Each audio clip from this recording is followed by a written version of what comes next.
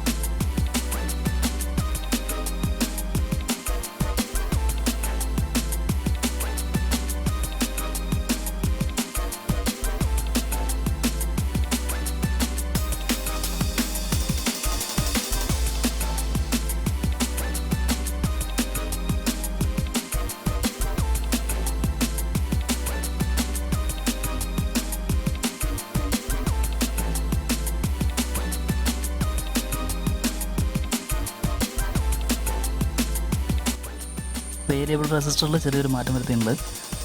100K എന്നുള്ളത് 1 mega ohm ആക്കി, അതും പ്രീസെറ്റ് ആക്കി.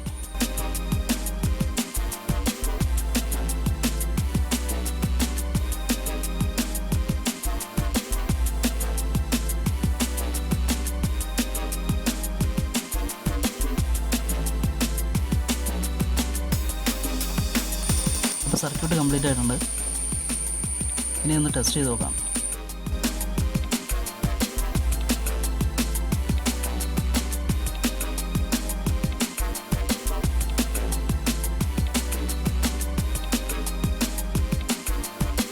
വേരിയബിൾ റെസിസ്റ്റർ അഡ്ജസ്റ്റ് ചെയ്തിട്ട് വേണം ഇതിൻ്റെ സെൻസിറ്റിവിറ്റി അഡ്ജസ്റ്റ് ചെയ്യാൻ. അപ്പോൾ നിലവിൽ ഞാൻ അഡ്ജസ്റ്റ് ചെയ്ത് വെച്ചിട്ടുണ്ട്. നമുക്ക് നോക്കാം റിലേ പിടിക്കില്ല.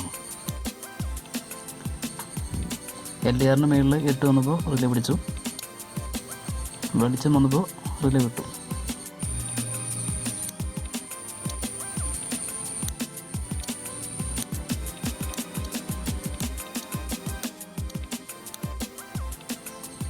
ഇനി അതൊരു ലോഡ് ഇട്ടിട്ട് ടെസ്റ്റ് ചെയ്ത് നോക്കാം.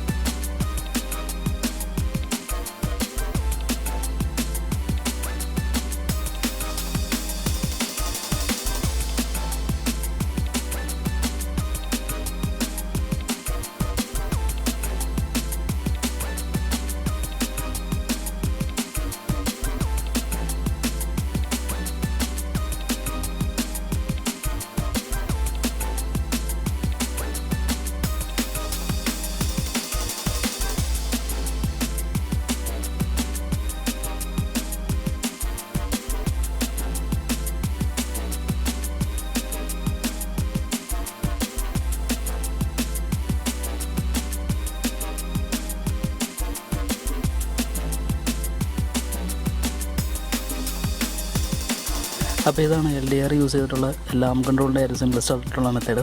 ഒരു പവർ ട്രാൻസിസ്റ്ററിൻ്റെ ബേസിലേക്ക് LDRും പിന്നെ ഒരു വേരിയബിൾ റെസിസ്റ്ററും കൊടുക്കുന്നു. വേരിയബിൾ റെസിസ്റ്റർ അഡ്ജസ്റ്റ് ചെയ്തിട്ട് ബേസ് ട്രിഗർ, ട്രാൻസിസ്റ്ററിൻ്റെ ബേസ് ട്രിഗർ കൺട്രോൾ ചെയ്യുന്നു.